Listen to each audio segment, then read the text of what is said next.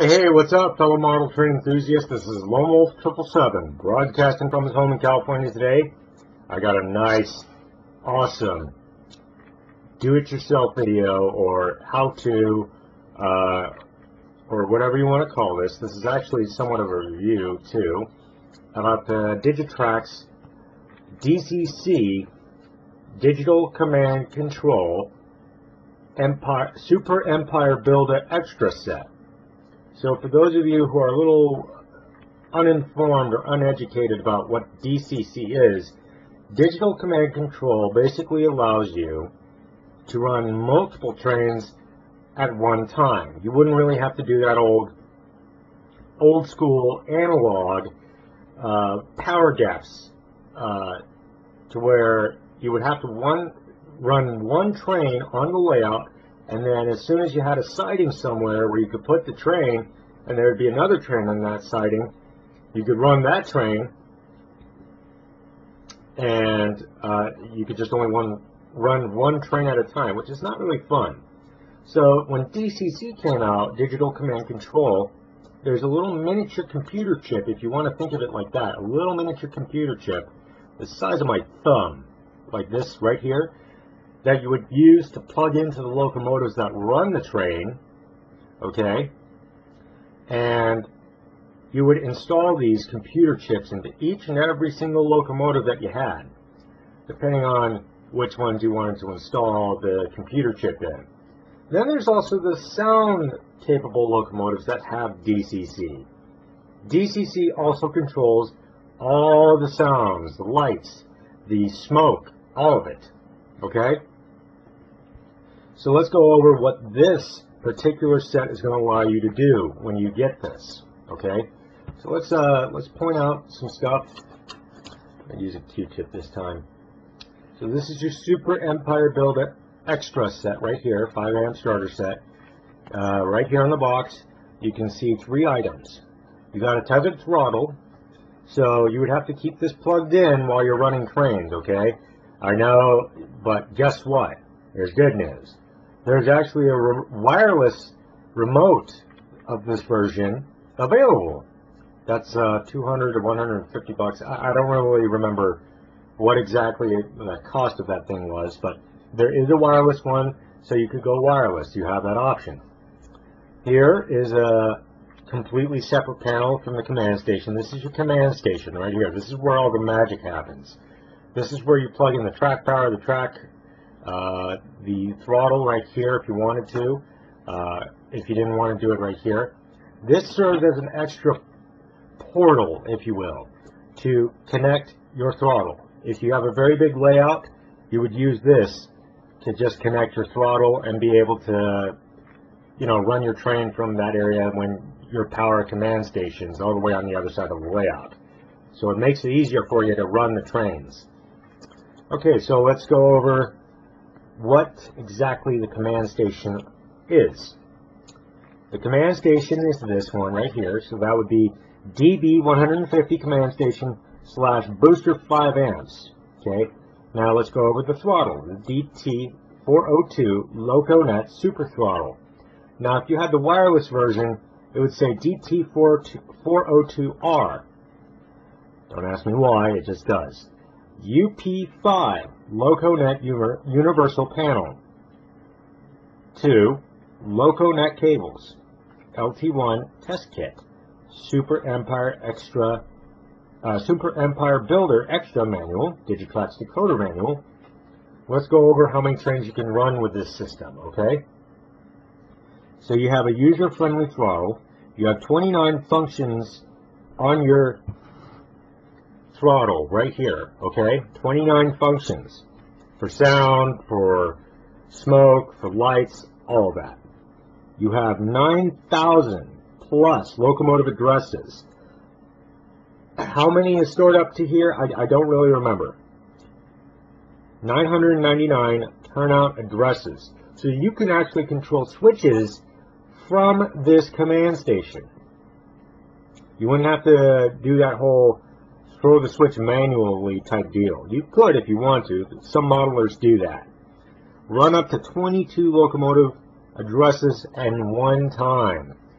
built-in programmer for writing CVs. Expandable full LocoNet system. Okay, now let's go over what CVs are, just for those of you who are not familiar what that is. Configuration values are basically what allows you to select the realism of the decoder with sound. So let's say, for example, you wanted to have a Santa Fe 6-chime steam whistle or 5-chime steam whistle. You could configure the values to basically make it sound realistic or not realistic, to whatever your sound preferences are. Okay? So let's actually take the stuff out of the box now. What you're going to need is a Duracell 9-volt battery, or any other 9-volt battery you can get your hands on. Okay? Let's get over this. That's a very big book for all the DigiTrax or decoder functions and CV values for programming. Okay? Wait, no, I'm sorry. That's the wrong one. This is the one that allows you to have all the DigiTrax mobile sound and function decoders to program CVs in. This one right here. Mobile and Sound Decoder Manual, 2nd edition. There you go. Here is the full basic manual for how to hook this thing up and control. Okay? This is what you need right here. Anything else, it's secondary, like this. Okay, so you got 2 little books that come in here. Now, let me show you what you're going to need to do. This is your wire. Okay, you know what? Hold on.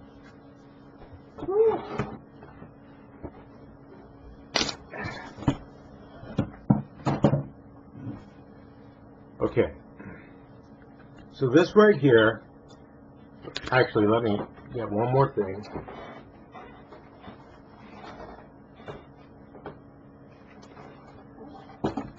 Let me pull out the command station to show you. Okay, so let me show you how you're going to hook this up. Okay, this is pretty much do-it-yourself time. I'll try to do it where you won't see my hands too much. I do apologize if you can't see it too well. No. Okay. Alright, so that's where you plug in, and you got to use a screwdriver because there's little screws right there. I don't know if you can see that. You see that? You would have to tighten the screws down on the wires to make sure that you have a good connection. If you don't screw those down to have a good connection, your track is going to short, your system's going to short. That's going to be very bad for you because you spent a lot of money. And this thing does cost a lot of money. It costed me $300 to get my hands on this. Not an easy feat in my position. Okay. Then there's your Kato wires. In my case, this would actually plug in to right here. There's a rail A and B. Okay. Rail A, rail B. That's where you put your track feeder wire to provide track power. Okay. So in my case, I would hook this end up, this Tayama connector, to another Tayama connector that connects right to the track. Terminal track with a feed wire, okay? So that's how the track gets its power. Or, I could do something like this. And I wouldn't have to rely on track feeder wire anymore. I could just do these rail joiners that have been soldered with wires to connect to each track, okay? And I'll show you all how to do that later on in another video on how to remove rail joiners and put these ones in. Keep in mind though, you would have to drill a few holes in your layout and snake the wires through that hole, and then hook it under right here. Okay?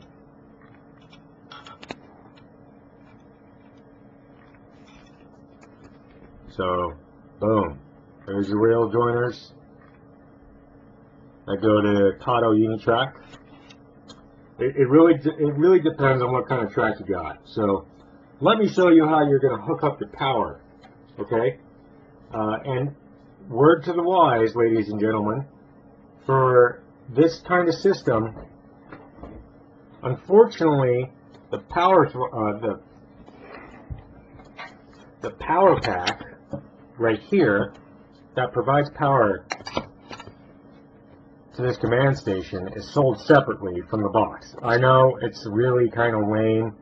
Why would they do that? But I don't know if any other DCC system sell their power packs to the command station separately. I don't know that. So the only one that I know so far that does this is DigiTrax.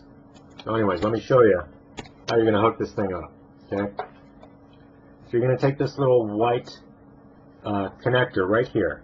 Let me show you what you do too, because if you want to take this apart and store it again, this is how you do it. Okay? Don't worry, this is meant to come on. So there's two little prongs in here, or ports, if you will. Plug that back in.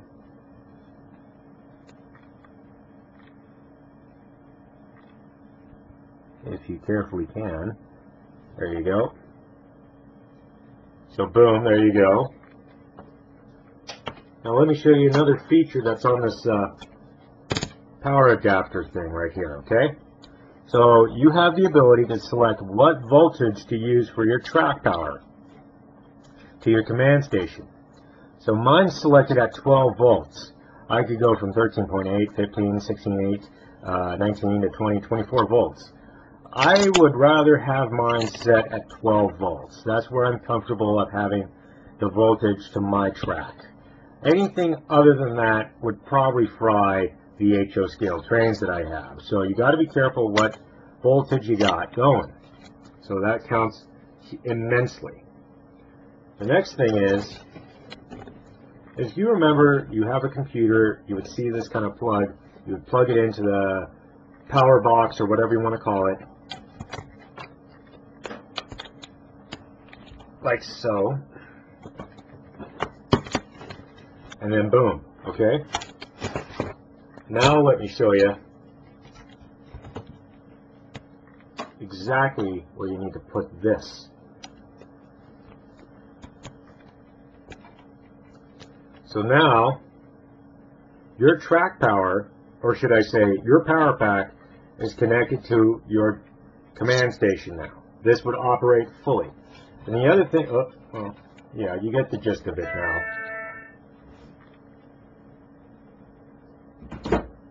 So, anyways, sorry for that interruption.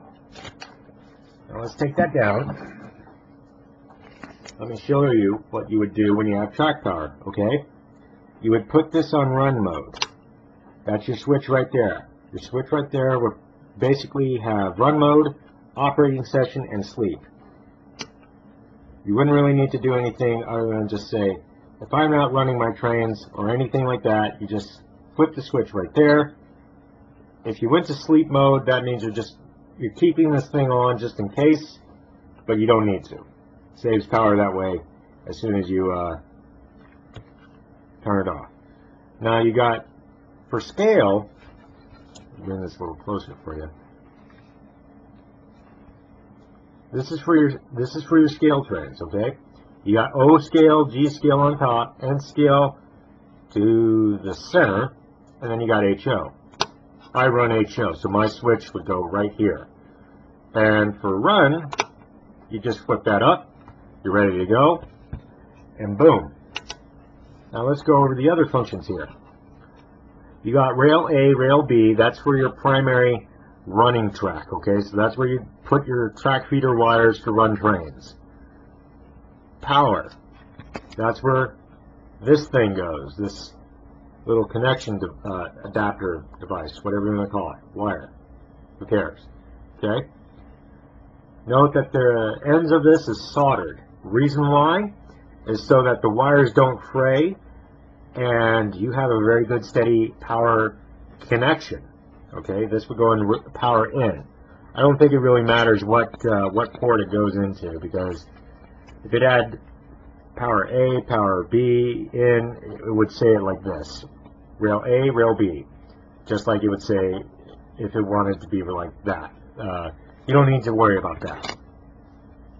You have config A, ground, and config B. Now, I don't know what those particular outlets are for, but we'll see what happens. I'm still getting to use this, know the system and use it.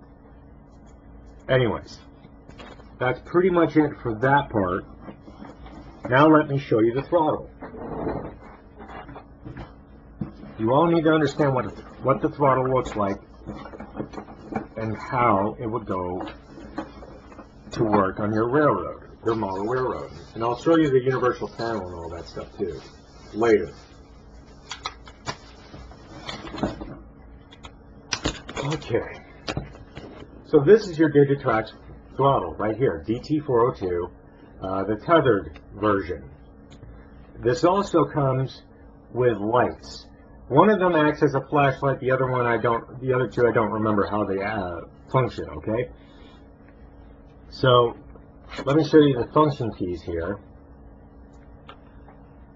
So, let's go all the way down to the red buttons.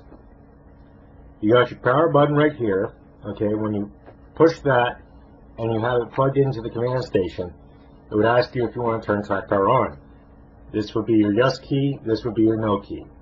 The plus or minus.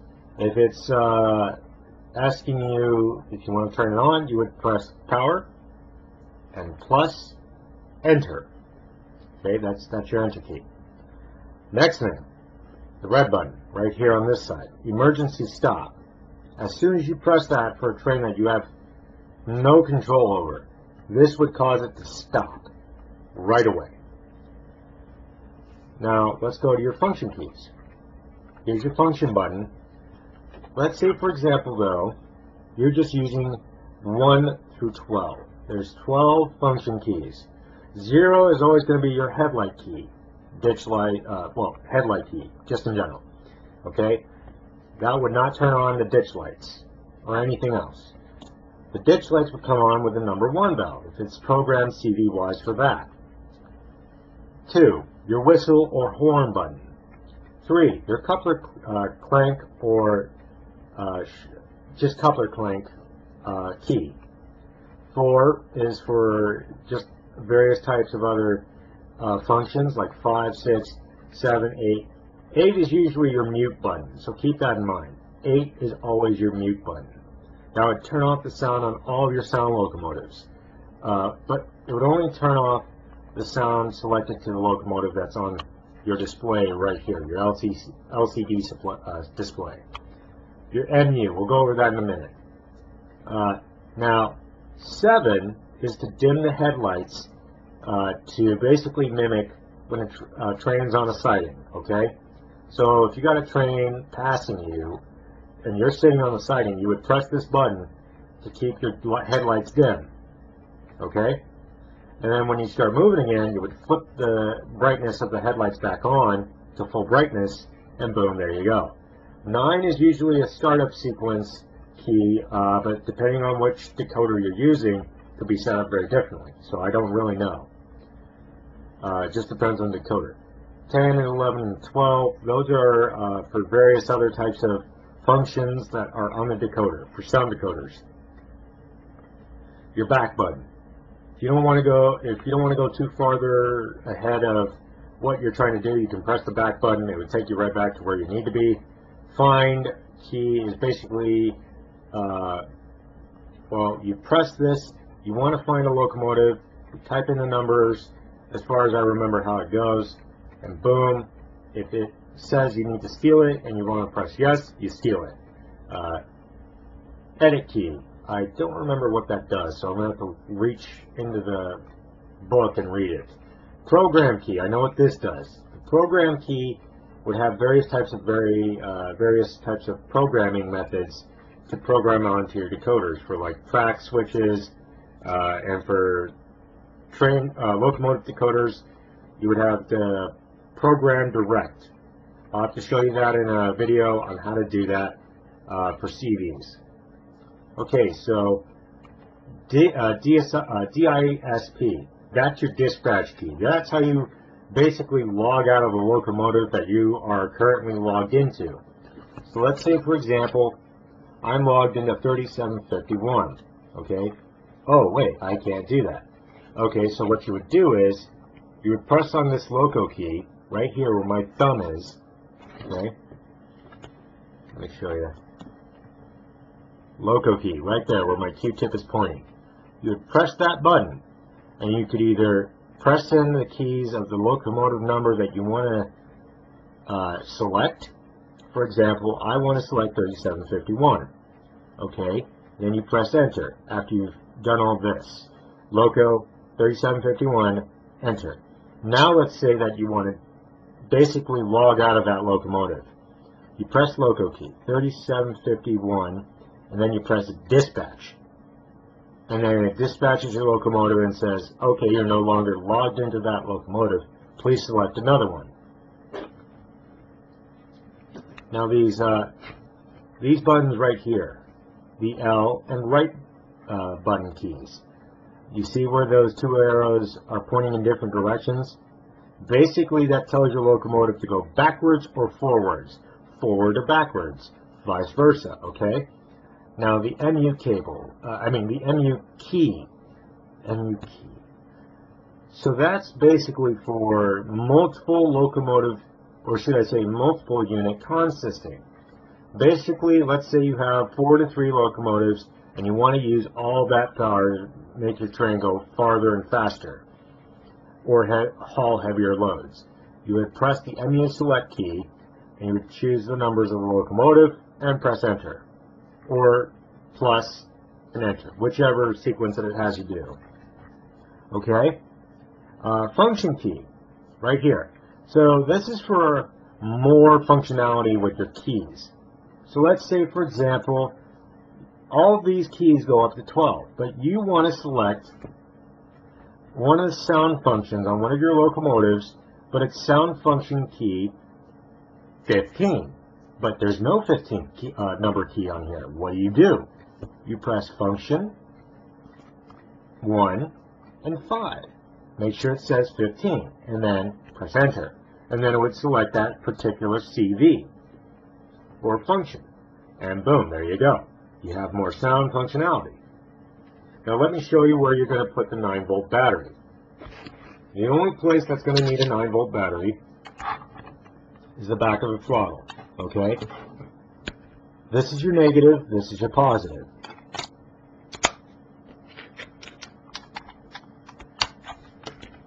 Now you can see it says idle. That's what it says all the time when you put in a battery. Boom, there you go. I'm going to take this out and let me show you another thing that was featured on the box.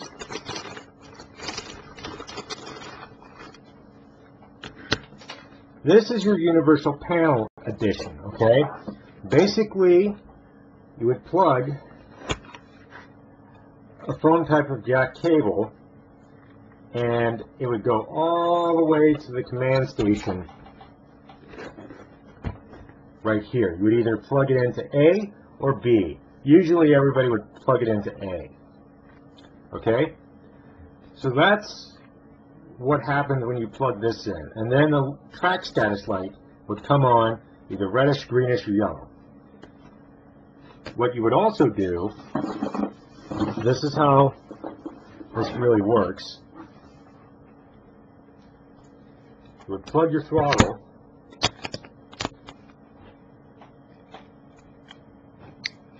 like that. And there would be a little various cable connection, like running from here all the way to here. You also need to get another power cable set to run with this, okay? You have to. Otherwise, this ain't going to work. So you need both cable and a power pack for this. I know, it's really frustrating, and it's like, why the hell do I got to do that? Well, anyways, I hope you've enjoyed this video. Comment, like, subscribe. If you got any questions, throw them down in the comment section below. Lone Wolf 777, broadcasting from his home in California. See you down the rails. Peace out.